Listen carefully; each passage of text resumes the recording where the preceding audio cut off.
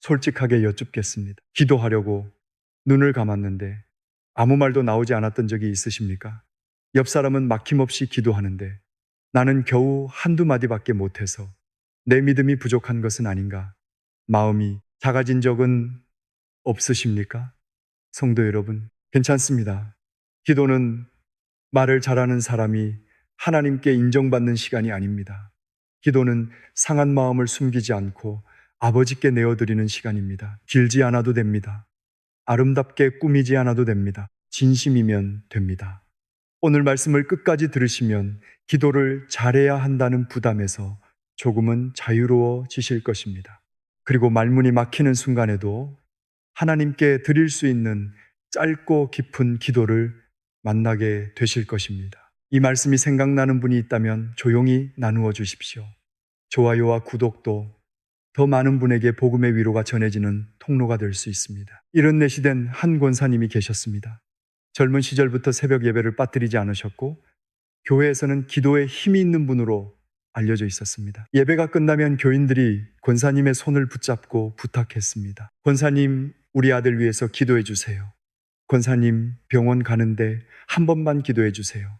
사람들은 권사님의 기도를 부러워했습니다. 그런데 정작 권사님의 마음속에는 아무도 모르는 두려움이 있었습니다. 나는 기도를 잘하지 못해. 다른 권사님들처럼 성경 말씀을 많이 넣지도 못하고 오래 기도하지도 못하니 하나님께서 내 기도를 기뻐하실까? 그 생각을 수십 년 동안 품고 사셨습니다. 어느 늦은 밤이었습니다. 남편과 함께 설거지를 마치던 중이었습니다. 창밖에서는 겨울비가 가늘게 내리고 있었고 싱크대 위에 작은 등이 희미하게 흔들렸습니다. 남편이 물기를 닦던 접시를 내려놓다가 갑자기 가슴을 움켜쥐었습니다. 여보, 그 한마디를 하고 몸이 기울었습니다. 스테인리스 대야가 바닥을 빙글빙글 돌며 요란한 소리를 냈습니다. 권사님은 젖은 손으로 남편을 붙잡았지만 힘이 없었습니다. 급히 구급차를 불렀고 잠옷 위에 외투만 걸친 채 병원으로 따라갔습니다. 응급실 문이 닫혔습니다. 권사님은 복도에 혼자 남았습니다. 소독약 냄새가 코끝을 찔렀고 천장의 형광등은 지나치게 밝았습니다. 멀리서 바퀴 달린 침대가 덜컹거리는 소리가 들렸습니다. 젖은 양말 안으로 차가운 기운이 스며들었습니다. 기도해야 했습니다. 평생 기도해 온 분이었으니까요. 하나님 아버지, 지금 제 남편이 갑자기 쓰러져서 응급실에 들어갔사오니 주님의 크신 능력으로 붙들어 주시고 그렇게 시작하려 했습니다. 그러나 입술이 움직이지 않았습니다. 머릿속이 하얘졌습니다. 손끝이 떨렸고 눈물만 떨어졌습니다. 성경 구절도 떠오르지 않았습니다. 평소에 잘하던 말도 나오지 않았습니다. 한참 동안 차가운 의자에 앉아 울기만 했습니다. 그러다 겨우 세 마디가 나왔습니다. 하나님 도와주세요. 그게 전부였습니다. 권사님은 그 말을 하고 고개를 숙였습니다. 더 말하려 하지 않았습니다. 그냥 두 손을 모은 채 눈을 감았습니다. 하나님 도와주세요. 복도 끝에서 문이 열릴 때마다 가슴이 내려앉았습니다. 다시 눈을 감았습니다. 하나님 도와주세요. 10분이 흘렀는지 1시간이 흘렀는지 알 수 없었습니다. 그런데 그 순간이었습니다. 남편의 상태가 어떻게 되었다는 설명도 듣지 못했는데 이상하게 가슴을 짓누르던 두려움이 조금씩 가라앉기 시작했습니다.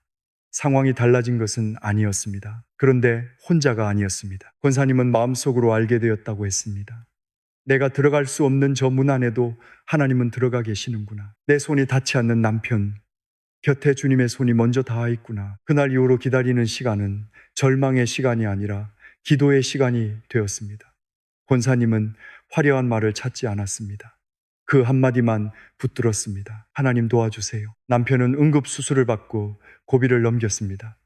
하지만 권사님이 평생 잊지 못한 것은 수술 결과만이 아니었습니다. 자신이 아무 말도 할 수 없었던 바로 그 자리에서 하나님께서 가장 가까이 계셨다는 사실이었습니다. 나중에 권사님은 이렇게 고백했습니다. 평생 길게 기도해야 좋은 기도인 줄 알았어요. 그런데 그날은 세 마디밖에 못했어요. 하나님 도와주세요. 그게 전부였는데 제 평생 가장 진실한 기도였습니다. 성도 여러분, 기도는 길이로 하나님께 도착하는 것이 아닙니다. 진심으로 하나님께 닿는 것입니다.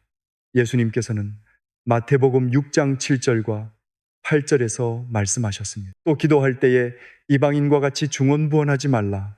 그들은 말을 많이 하여야 들으실 줄 생각하느니라. 그러므로 그들을 본받지 말라. 구하기 전에 너희에게 있어야 할 것을 하나님 너희 아버지께서 아시느니라. 하나님은 우리가 설명을 잘해야 사정을 아시는 분이 아닙니다.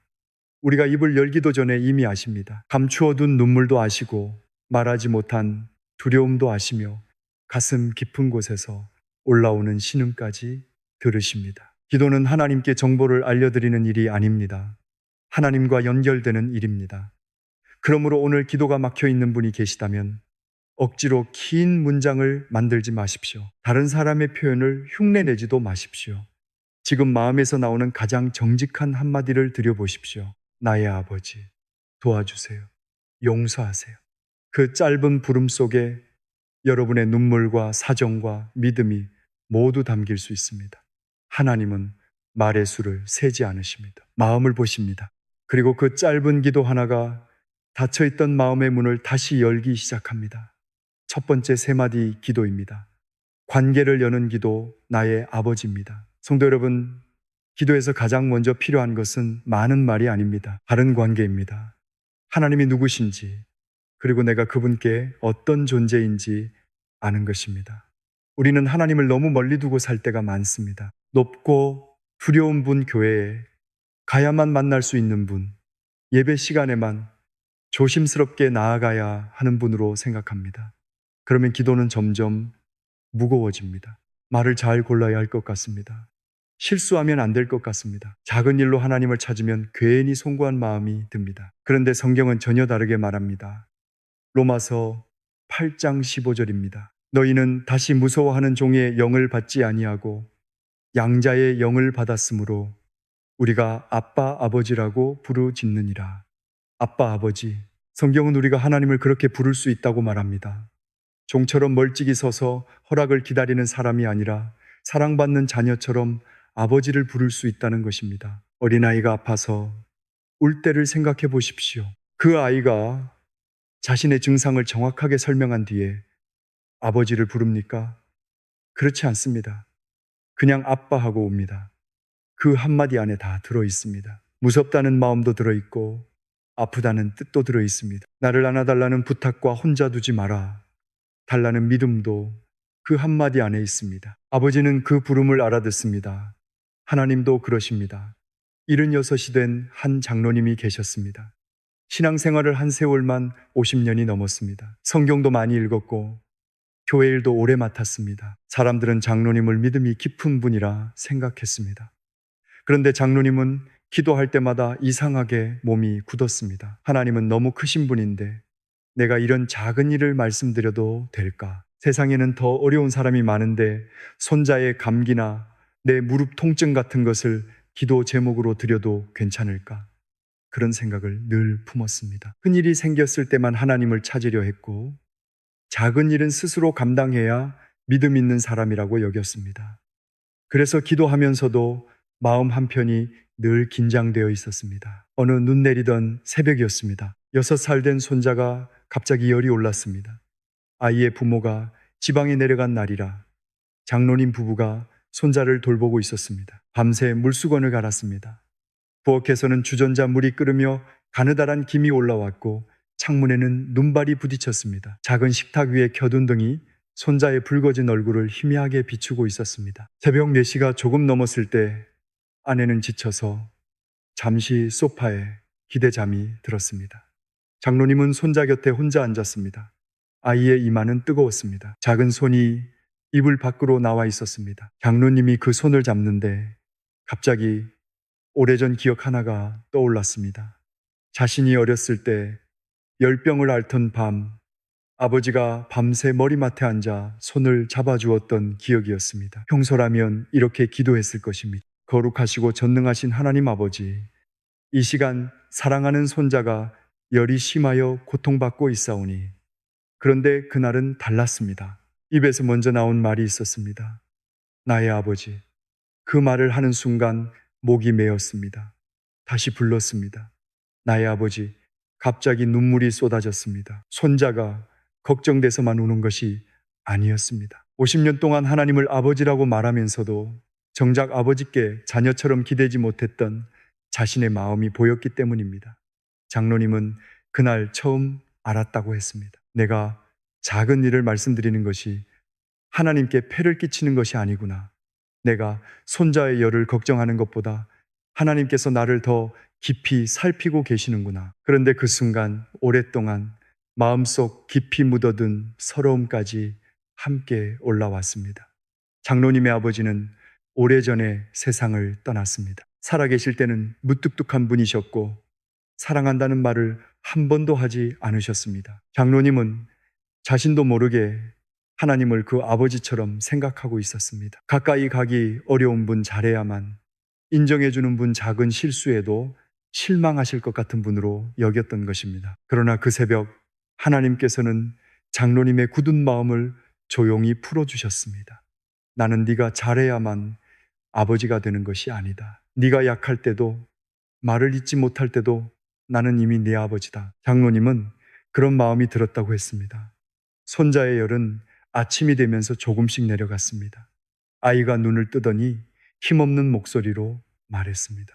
할아버지, 물 주세요. 장로님은 물컵을 들고 또 울었습니다. 열이 내려서 감사하기도 했지만 그보다 더 큰 것을 깨달았기 때문입니다. 하나님이 내 아버지시구나. 그날 이후 장로님의 기도는 달라졌습니다. 예전에는 기도 자리에 앉으면 무슨 말부터 해야 할지 고민했습니다. 이제는 먼저 이렇게 불렀습니다. 나의 아버지. 그렇게 부르고 나면 마음이 편안해졌습니다. 말이 많지 않아도 괜찮았습니다.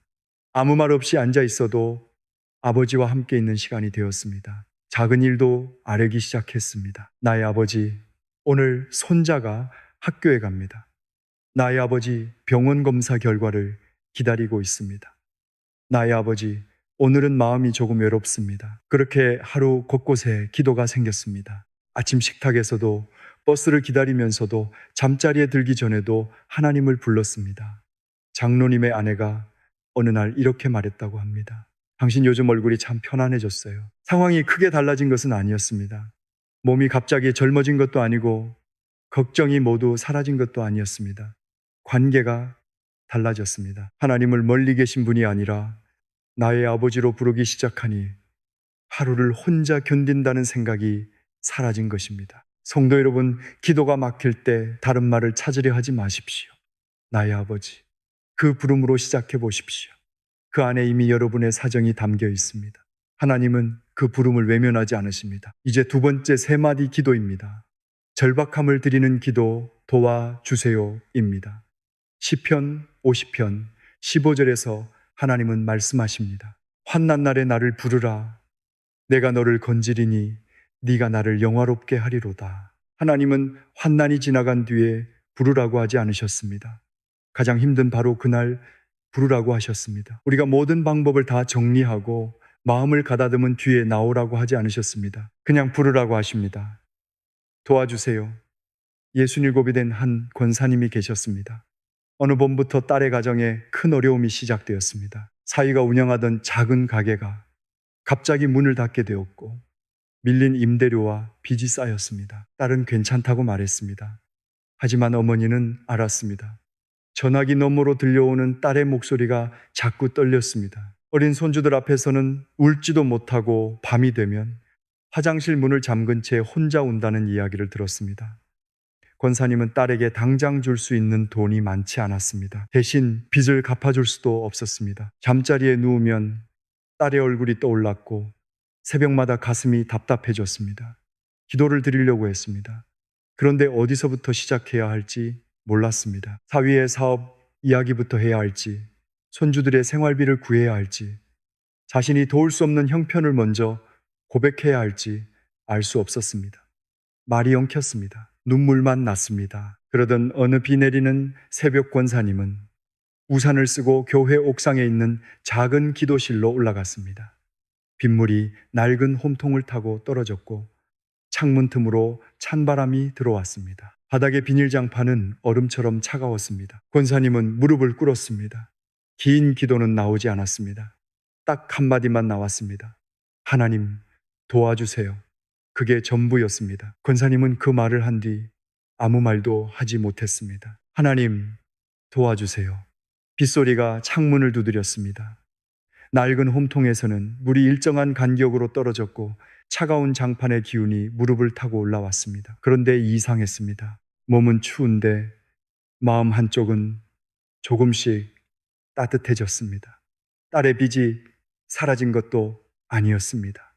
사위의 가게가 다시 문을 연 것도 아니었습니다. 손주들의 형편이 갑자기 좋아진 것도 아니었습니다. 그런데 두려움이 전부는 아니라는 생각이 들었습니다.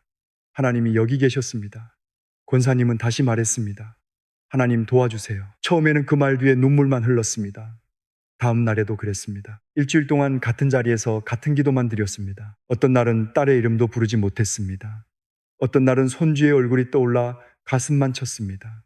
그래도 괜찮았습니다. 하나님은 이미 알고 계셨기 때문입니다. 그렇게 보름쯤 지났을 때부터 조금씩 말이 이어지기 시작했습니다. 하나님 도와주세요. 우리 딸이 무너지지 않게 해주세요. 하나님 도와주세요. 사위가 낙심하지 않게 붙들어 주세요. 하나님 도와주세요. 제가 할 수 있는 일을 보여주세요. 짧은 기도가 기도의 문을 열었습니다. 권사님은 예전처럼 완벽한 문장을 만들려고 하지 않았습니다. 마음에서 올라오는 말을 그대로 드렸습니다. 그러자 하나님께서 문제를 한 번에 없애주신 것은 아니지만 그 문제를 감당할 힘을 주셨습니다. 어느 날 권사님은 냉장고 안을 정리하다가 오래 넣어둔 반찬통들을 보았습니다. 평소 같으면 지나쳤을 것입니다. 그런데 딸의 집에 가져가야겠다는 마음이 들었습니다. 국을 끓였습니다. 김치를 나누어 담았습니다. 손주들이 좋아하는 달걀말이도 만들었습니다. 큰 돈은 줄 수 없었지만 한 주 동안 먹을 것을 챙겨줄 수 있었습니다. 또 교회에서 작은 가게를 운영하는 한 집사님에게 조심스럽게 사위의 사정을 나누었습니다. 그 집사님은 마침 믿고 맡길 사람을 찾고 있었습니다. 사위는 그곳에서 몇 달 동안 일하며 다시 일어설 힘을 얻었습니다. 큰 기적처럼 보이지 않을 수도 있습니다. 그러나 하나님은 그렇게 길을 여셨습니다. 한 사람의 손을 통해, 따뜻한 반찬 한 통을 통해, 다시 일할 기회를 통해 응답하셨습니다. 권사님은 나중에 이렇게 고백했습니다. 저는 하나님께 문제를 다 설명해야 응답하시는 줄 알았어요. 그런데 도와주세요. 한마디를 드리니까 하나님이 제가 보지 못한 길부터 보여주셨어요. 성도 여러분, 절박할 때는 절박한 그대로 나오십시오. 기도를 잘 정리한 뒤에 하나님께 나아가려 하지 마십시오. 눈물이 먼저 나면 우십시오. 말이 한마디밖에 없으면 그 한마디만 들으십시오. 도와주세요. 그 부름은 약한 믿음의 표시가 아닙니다.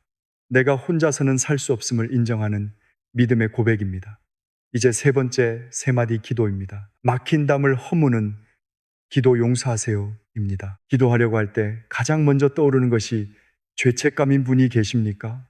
내가 또 같은 실수를 했는데 하나님 앞에 어떻게 나아갈까? 지난번에도 용서를 구했는데 다시 넘어졌으니 하나님께서 나를 실망스럽게 보시지 않을까? 그 생각이 들면 기도의 자리가 무서워집니다. 하나님을 피하게 됩니다. 예배는 드리지만 마음은 멀리 서 있습니다. 찬양은 부르지만 눈을 들지 못합니다. 봉사는 계속하면서도 하나님과 단둘이 만나는 시간은 자꾸 미룹니다. 그러나 하나님은 숨으라고 말씀하지 않으십니다. 이사야 1장 18절입니다. 여호와께서 말씀하시되 오라 우리가 서로 변론하자. 너희의 죄가 주홍 같을지라도 눈과 같이 희어질 것이요 진홍같이 붉을지라도 양털같이 희게 되리라. 하나님은 죄가 없는 사람만 오라고 하지 않으십니다. 오라고 하십니다. 주홍 같은 죄를 품고라도 오라고 하십니다. 숨기지 말고 포장하지 말고 그대로 가지고 나오라고 하십니다.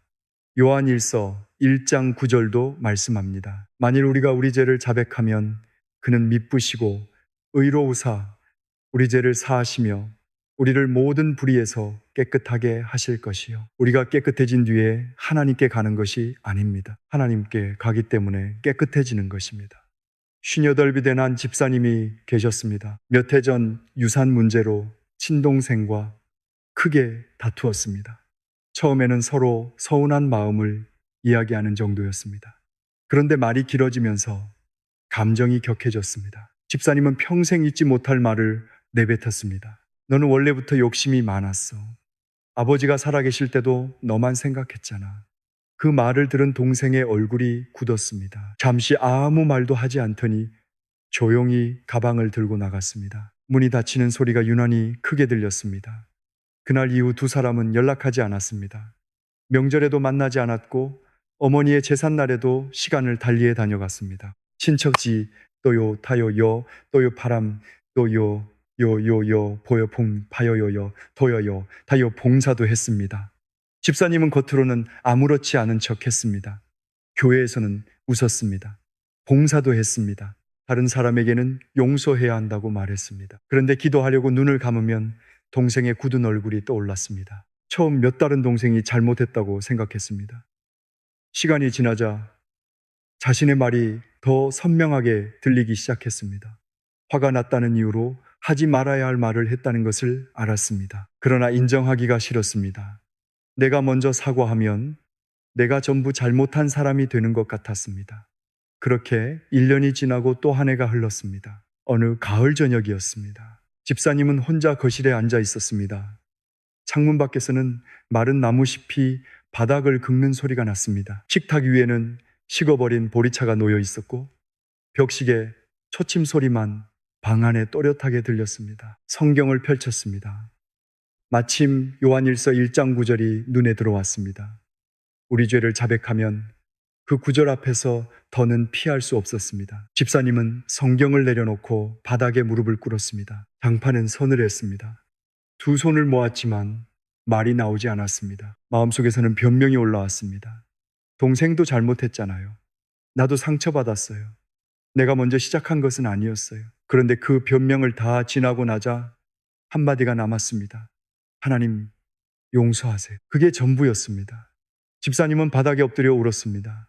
자신이 동생을 아프게 했다는 사실보다 그 죄를 붙들고 하나님까지 피하며 살았다는 것이 더 아팠습니다. 하나님 용서하세요. 그 말을 다시 드리는 순간 가슴을 누르던 무거운 돌 하나가 내려가는 것 같았습니다. 아무 일도 없었던 것이 된 것은 아닙니다. 잘못한 말이 사라진 것도 아닙니다. 그러나 숨을 수 있게 되었습니다. 아니, 다시 숨지 않아도 되게 되었습니다. 하나님께서 기다리고 계셨다는 사실을 알았기 때문입니다. 며칠 뒤 집사님은 동생에게 전화를 걸었습니다. 신호음이 길게 이어졌습니다. 전화를 끊고 싶었습니다. 그런데 동생이 받았습니다. 여보세요. 집사님은 준비했던 말을 다 잊었습니다. 목이 메었습니다. 겨우 한마디를 했습니다. 미안하다. 전화기 너머에서도 한동안 아무 말이 없었습니다. 그러다 동생이 울기 시작했습니다. 나도 미안해. 두 사람은 그날 오래 통화했습니다. 유산 문제를 단번에 해결하지는 못했습니다. 남아있는 서운함도 있었습니다.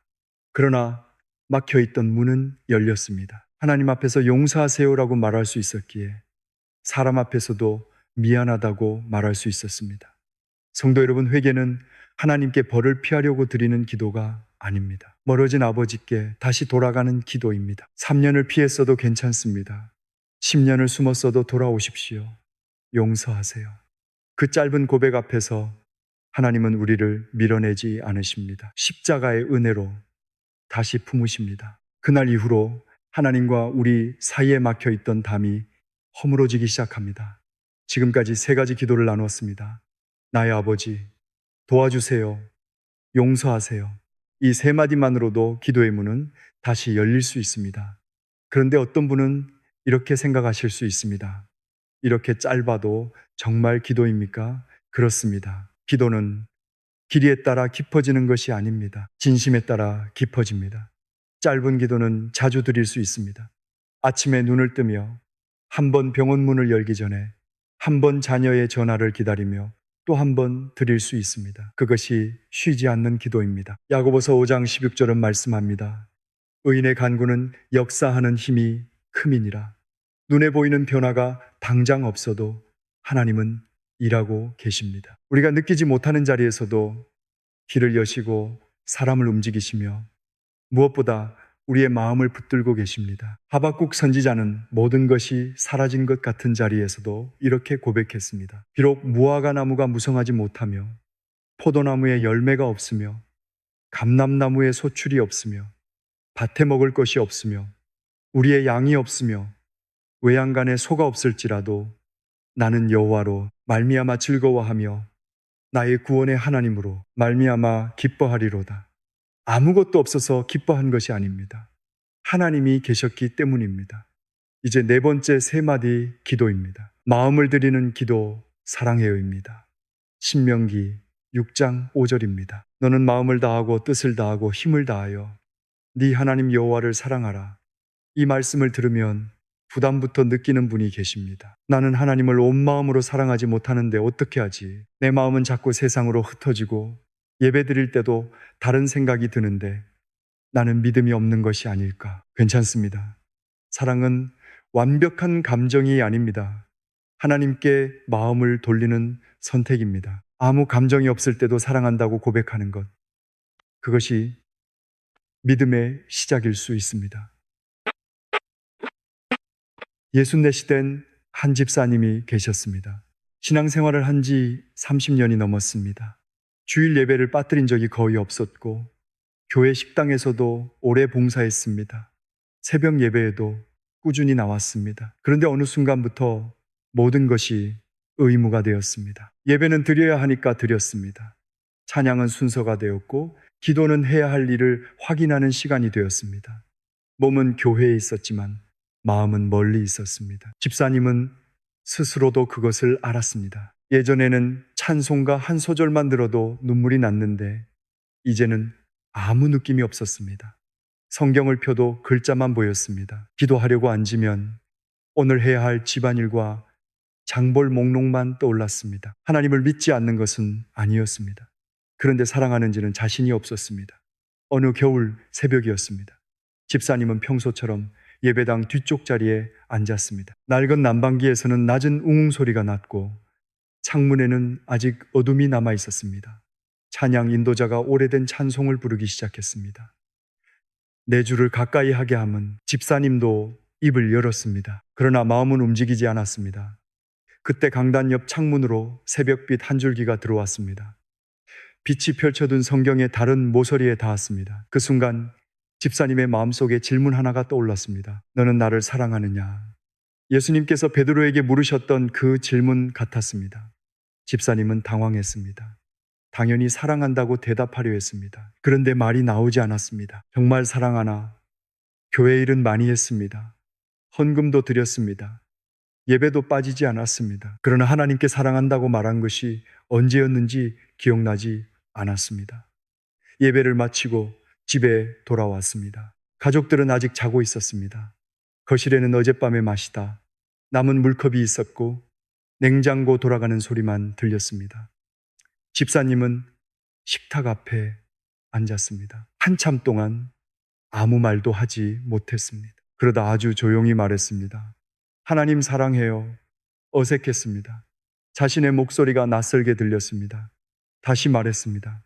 하나님 사랑해요. 눈물은 나지 않았습니다. 따뜻한 감정도 없었습니다. 그래서 한마디를 더 보탰습니다. 잘 느껴지지 않아도 사랑해요. 그 말을 반복했습니다. 하나님 사랑해요. 잘 모르겠지만 사랑해요. 마음이 따라오지 않아도 사랑해요. 그러다 갑자기 눈물이 떨어졌습니다. 처음에는 한 방울이었습니다. 그 다음에는 멈출 수 없었습니다. 30년 동안 눌러두었던 마음이 터지는 것 같았습니다. 하나님을 위해 많은 일을 했지만 정작 하나님께 마음을 드리지 못했다는 것이 보였습니다. 집사님은 오래 울었습니다. 그날 이후 아침마다 같은 고백을 드렸습니다. 하나님 사랑해요. 처음 일주일은 여전히 어색했습니다. 한 달이 지나자 조금 달라졌습니다. 예배 중에 찬송을 부르는데 가사가 마음으로 들어오기 시작했습니다. 전에는 귀로만 듣던 말이 가슴에 닿았습니다. 주님이 나를 먼저 사랑하셨구나. 내가 하나님을 붙든 것이 아니라 하나님이 나를 놓지 않으셨구나. 집사님은 나중에 이렇게 고백했습니다. 30년 동안 하나님을 믿었는데 사랑한다고 말한 뒤부터 하나님이 가까워졌어요. 내가 먼저 사랑한 줄 알았는데 그 고백을 드릴수록 주님이 나를 얼마나 오래 사랑하셨는지 알게 됐어요. 그날 이후 교회 봉사도 달라졌습니다. 해야 하니까 하는 일이 아니었습니다. 사랑하는 분께 드리는 작은 수고가 되었습니다. 집에서 가족을 대하는 말도 부드러워졌습니다. 남편이 어느 날 물었습니다. 당신 요즘 무슨 좋은 일 있어? 상황은 그대로였습니다. 그러나 마음이 바뀌었습니다. 성도 여러분, 사랑해요라는 말이 어색하십니까? 괜찮습니다. 느껴질 때까지 기다리지 마십시오. 먼저 고백해 보십시오. 입술로 시작한 고백을 하나님께서 마음 깊은 곳까지 데려가실 수 있습니다. 하나님 사랑해요. 이 세 마디는 무엇을 달라는 기도가 아닙니다. 하나님 자신을 원한다는 기도입니다. 이제 다섯 번째 세 마디 기도입니다. 시선을 바꾸는 기도 감사해요입니다. 데살로니가전서 5장 18절입니다. 범사에 감사하라. 이것이 그리스도 예수 안에서 너희를 향하신 하나님의 뜻이니라. 범사에 감사하라는 말씀은 모든 상황이 좋다고 말하라는 뜻이 아닙니다. 아픈데 아프지 않은 척 하라는 뜻도 아니고 두려운데 웃으라는 말도 아닙니다. 이 상황 속에서도 하나님이 함께 계심을 믿는 것입니다. 문제보다 하나님을 더 크게 바라보는 것입니다. 69이 된 한 장로님이 건강검진을 받았습니다. 며칠 뒤 병원에서 전화가 왔습니다. 심장 쪽에 이상 소견이 있으니 정밀 검사를 받아야 한다는 말이었으니 그날부터 잠이 오지 않았습니다. 새벽 3시가 되면 눈이 떠졌습니다. 방 안은 어두웠고 벽식의 숫자만 붉게 빛났습니다. 가슴이 조금만 답답해도 혹시 큰일이 생기는 것은 아닌가 겁이 났습니다. 밥상 앞에 앉아도 숟가락을 들었다 내려놓았습니다. 아내에게는 괜찮다고 말했지만 혼자 화장실에 들어가 거울을 보면 얼굴이 창백했습니다. 정밀검사를 하루 앞둔 저녁이었습니다. 장로님 부부는 병원 대기실에 미리 와 있었습니다.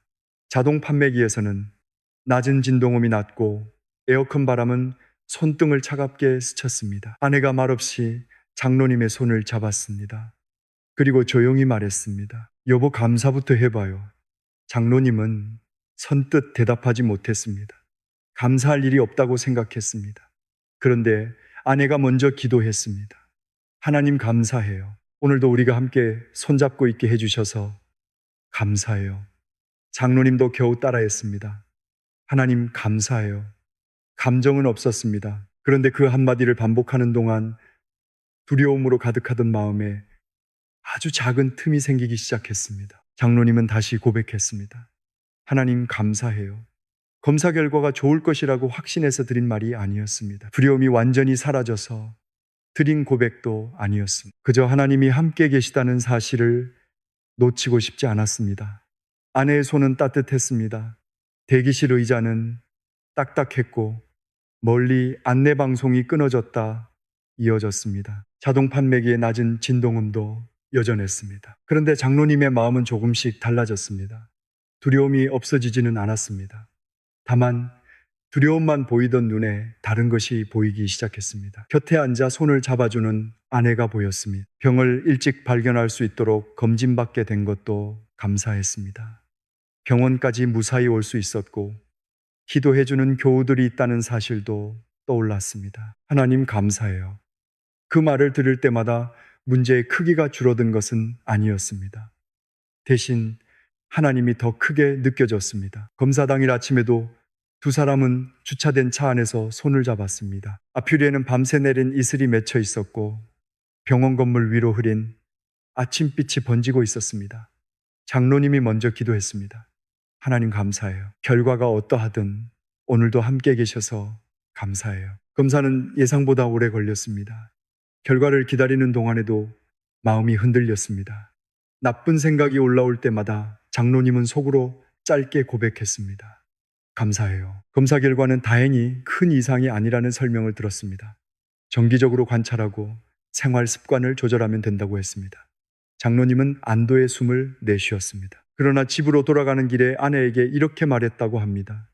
검사 결과가 좋아서만 감사한 것이 아니야. 결과를 기다리는 동안에도 하나님이 나와 함께 계셨다는 걸 알게 돼서 감사해. 감사 기도가 결과를 바꾸었는지는 장로님도 알 수 없었습니다. 분명한 것은 하나였습니다. 감사가 장로님을 바꾸었습니다. 두려움에 붙잡혀 아무것도 보지 못하던 사람을 하나님의 손길을 발견하는 사람으로 바꾸었습니다. 성도 여러분, 감사는 감정이 생긴 뒤에 드리는 반응만이 아닙니다. 하나님을 바라보기로 결정하는 믿음의 고백입니다. 힘든 상황을 좋다고 속이는 것이 아닙니다. 아픈 것은 아프다고 말해도 됩니다. 무서운 것은 무섭다고 고백해도 괜찮습니다. 그러면서도 이렇게 말할 수 있습니다. 하나님, 그래도 감사해요. 그 한마디를 드리는 순간 우리의 시선은 문제에서 하나님께로 움직이기 시작합니다. 오늘 감사할 것이 전혀 보이지 않으십니까? 숨을 쉬고 있다는 것부터 시작해 보십시오. 오늘도 말씀을 들을 수 있다는 것, 누군가의 이름을 떠올릴 수 있다는 것, 다시 기도할 수 있다는 것에 감사해 보십시오. 처음에는 억지처럼 느껴질 수 있습니다. 괜찮습니다. 감사는 감정이 아니라 방향입니다. 입술이 하나님을 향하면 마음도 천천히 그 길을 따라갑니다. 이제 6번째, 3마디 기도입니다. 신뢰를 드리는 기도, 뜻대로 해요입니다. 마태복음 26장 39절입니다. 조금 나아가사 얼굴을 땅에 대시고 엎드려 기도하여 이르시되 내 아버지여 만일 할만하시거든 이 잔을 내게서 지나가게 하옵소서. 그러나 나의 원대로 마시옵고 아버지의 원대로 하옵소서 하시고, 예수님께서 겟세마네 동산에서 드리신 기도입니다. 십자가를 앞두신 예수님은 고통을 모르는 척하지 않으셨습니다. 두렵지 않은 척하지도 않으셨습니다. 먼저 솔직한 마음을 들이셨습니다. 이 잔을 내게서 지나가게 하옵소서. 그 뒤에 고백하셨습니다. 아버지의 원대로 하옵소서. 이 순서가 중요합니다. 하나님의 뜻대로 해달라고 기도하는 것은 내 바람을 숨기는 일이 아닙니다. 원하는 것을 충분히 말씀드린 뒤 마지막 판단을 하나님께 맡기는 것입니다. 예순한 살된 한 집사님이 계셨습니다. 외국에서 공부한 아들이 해외 회사에 취직하기를 오랫동안 기도했습니다. 아들은 여러 해 준비했습니다. 언어 공부도 했고 자격증도 땄습니다. 집사님이 보기에는 그 회사가 아들의 노력과 재능에 꼭 맞는 곳 같았습니다. 첫 번째 면접에서 떨어졌습니다. 집사님은 더 열심히 기도했습니다. 아직 때가 아닌가 보다 생각하며 아들을 격려했습니다. 두 번째 기회가 왔습니다. 이번에는 마지막 면접까지 올라갔습니다. 가족 모두 기대했습니다. 그런데 또 불합격 통보를 받았습니다. 아들은 괜찮다고 말했지만 방문을 닫고 한참 나오지 않았습니다. 집사님의 마음도 무너졌습니다. 세 번째 채용 공고가 나왔을 때 집사님은 새벽마다 교회에 나갔습니다. 이번만큼은 꼭 이루어 달라고 간절히 기도했습니다. 아들이 면접을 보는 날에는 금식하며 기다렸습니다. 결과는 또 불합격이었습니다. 그날 저녁 집사님은 불을 켜지 않은 거실에 혼자 앉았습니다.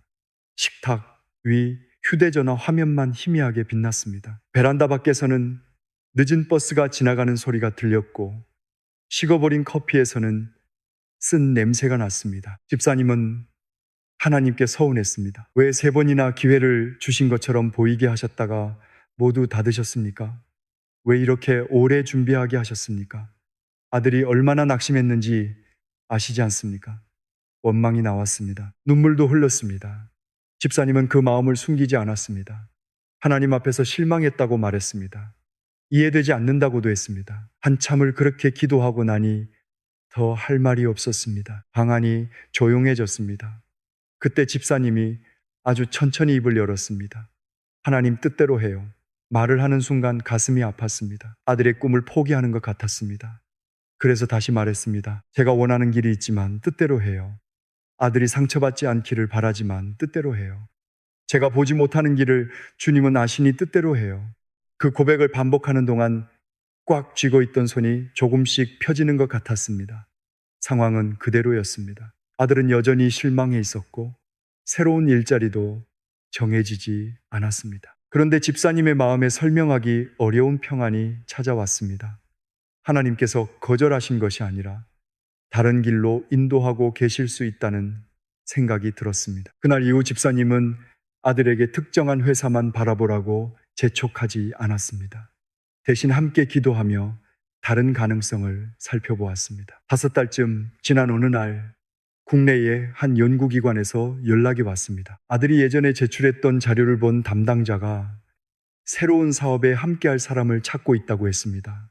처음에는 아들도 마음이 내키지 않았습니다. 원하던 해외 근무가 아니었기 때문입니다. 그러나 면접을 보고 일을 시작하면서 생각이 달라졌습니다. 그곳에서는 아들이 가진 경험을 충분히 활용할 수 있었습니다. 함께 일하는 사람들도 좋았고 무엇보다 몸이 좋지 않던 부모님 곁에 머물 수 있었습니다. 몇 해 뒤 집사님은 이렇게 고백했습니다. 제가 고집하던 길로 갔다면 아들이 지금처럼 평안하지 못했을 거예요. 하나님은 제 기도를 듣지 않으신 것이 아니라 더 좋은 방향으로 고쳐주셨어요. 성도 여러분, 뜻대로 해요는 체념의 말이 아닙니다. 포기도 아닙니다. 내가 보는 것보다 하나님께서 더 멀리 보신다는 믿음입니다. 내가 사랑하는 사람을 나보다 하나님께서 더 깊이 사랑하신다는 고백입니다.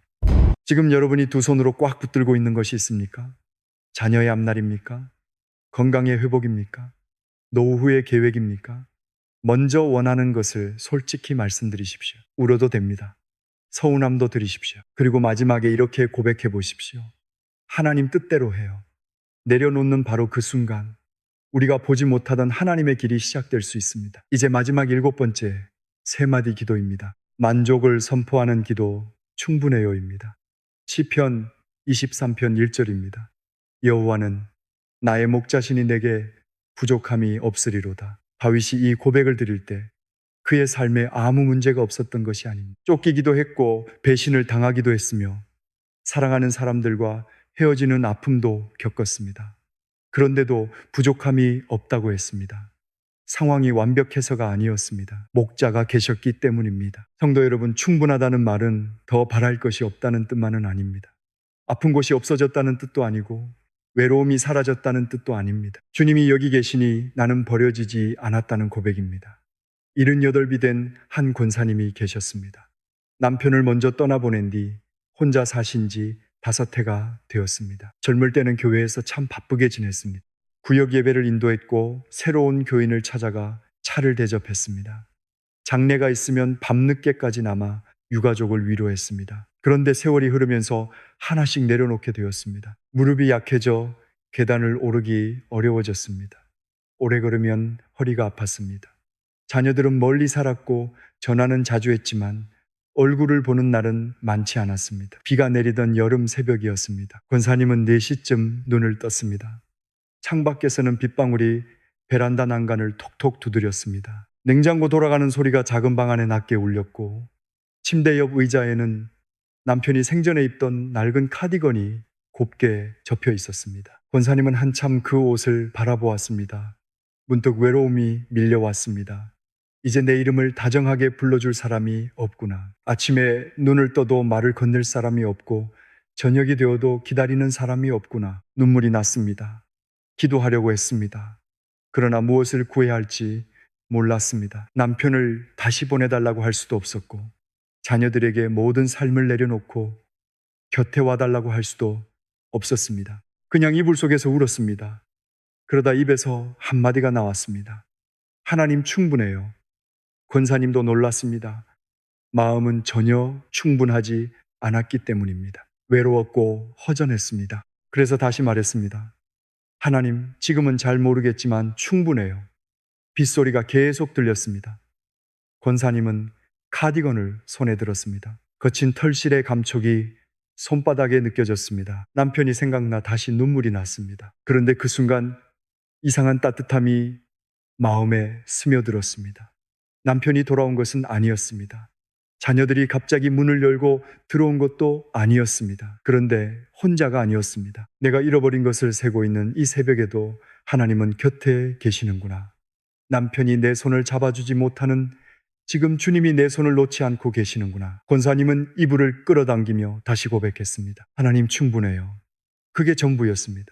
그날 이후 권사님은 아침마다 눈을 뜨면 제일 먼저 이 말을 드렸습니다.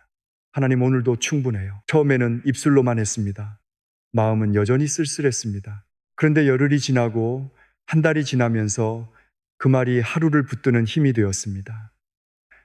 어느 날 교회에서 혼자 지내는 다른 권사님을 만났습니다. 그분도 남편을 먼저 떠나보내고 식사조차 제대로 하지 못하고 있었습니다. 권사님은 그분의 손을 잡고 말했습니다. 나도 새벽이면 많이 외로워요. 그런데 요즘은 이렇게 기도해요. 하나님 충분해요. 처음에는 거짓말 같았는데 자꾸 하다 보니 주님이 정말 옆에 계신 것이 느껴져요. 두 사람은 예배당 뒤편 의자에 나란히 앉아 한참 울었습니다. 그날부터 일주일에 한 번씩 함께 식사했습니다. 반찬 한 가지씩 가져와 나누었고 서로의 병원 일정도 챙겼습니다. 권사님은 나중에 이렇게 말씀하셨습니다. 충분해요 라고 기도했더니 하나님이 빈자리를 없애주신 것이 아니라 그 빈자리 안으로 들어와 주셨어요. 그리고 나보다 더 외로운 사람의 손을 잡게 하셨어요. 마태복음 6장 33절은 말씀합니다. 그런즉 너희는 먼저 그의 나라와 그의 의를 구하라. 그리하면 이 모든 것을 너희에게 더하시리라. 하나님이 계시면 필요한 것을 더해 주십니다. 때로는 환경을 바꾸시고 때로는 사람을 보내십니다. 또 어떤 때에는 상황을 견딜 수 있는 새로운 마음을 주십니다. 그러므로 부족한 것만 바라보지 마십시오. 돈이 조금 더 있으면 충분할 것 같고 건강이 회복되면 만족할 것 같으며 자녀들이 원하는 모습이 되면 마음이 채워질 것 같습니까? 그것들이 필요하지 않다는 뜻은 아닙니다. 그러나 그것들만으로는 마음의 가장 깊은 곳이 채워지지 않습니다. 그 자리는 하나님만 채우실 수 있습니다. 지금까지 7가지 기도를 나누었습니다. 나의 아버지, 도와주세요. 용서하세요. 사랑해요. 감사해요. 뜻대로 해요. 충분해요. 어떤 날은 나의 아버지 한마디만 겨우 나올 수 있습니다. 어떤 날은 도와주세요를 하루 종일 반복할 수도 있습니다. 괜찮습니다. 마음에 죄책감이 올라오면 용서하세요 라고 기도하십시오. 신앙이 의무처럼 느껴질 때는 사랑해요 라고 고백해 보십시오. 두려움이 밀려오면 감사해요 라고 방향을 돌리십시오. 내 뜻대로 되지 않을 때는 뜻대로 해요 라고 맡기십시오. 외롭고 허전한 날에는 충분해요 라고 선포하십시오. 그것이 기도하는 삶입니다. 거창한 문장을 하루 종일 이어가는 것이 쉬지 않는 기도가 아닙니다. 하나님과의 연결을 끊지 않는 것입니다. 이제 함께 기도하겠습니다. 나의 아버지, 오늘도 우리를 자녀로 불러주셔서 감사합니다. 기도를 잘하지 못한다고 위축된 마음을 만져주십시오. 말이 나오지 않을 때도 우리의 눈물과 한숨을 들으시는 주님을 신뢰하게 해주십시오. 힘든 일을 만난 이들을 도와주십시오. 죄책감 때문에 숨어있는 이들에게 십자가의 용서를 깨닫게 해주십시오. 식어버린 마음에는 다시 사랑을 일으켜 주시고 두려움에 갇힌 눈을 감사로 돌려주십시오. 우리가 붙들고 있는 것을 주님의 뜻에 맡기게 하시고 아무것도 없는 것 같은 순간에도 주님이 계시니 충분하다고 고백하게 해주십시오. 오늘 하루 우리의 말과 걸음과 생각을 붙들어 주십시오. 병원에서도 일터에서도 텅 빈 집에서도 우리와 함께 해 주십시오. 긴 기도를 드리지 못해도 괜찮다는 것을 잊지 않게 하십시오. 진실한 한마디를 기쁘게 받으시는 하나님께 오늘도 마음을 열게 해 주십시오. 예수 그리스도의 이름으로 기도드립니다. 아멘. 오늘 여러분에게 가장 필요한 3마디 기도는 무엇입니까? 댓글에 그 기도를 남겨보십시오. 나의 아버지일 수도 있고 도와주세요일 수도 있습니다. 뜻대로 해요나 충분해요가 필요한 분도 계실 것입니다. 그 고백이 다른 누군가에게도 기도를 시작할 용기가 될 수 있습니다. 이 말씀이 마음에 닿았다면 사랑하는 가족과 이웃에게 나누어 주십시오. 좋아요와 구독을 통해 더 많은 분이 짧지만 진실한 기도의 위로를 만날 수 있도록 함께 해 주십시오. 성도 여러분, 하나님은 여러분의 기도를 듣고 계십니다. 말이 많아서가 아닙니다. 여러분이 하나님의 자녀이기 때문입니다. 오늘도 나의 아버지를 부르며 걸어가십시오. 주님이 함께 계십니다. 그분이면 충분합니다.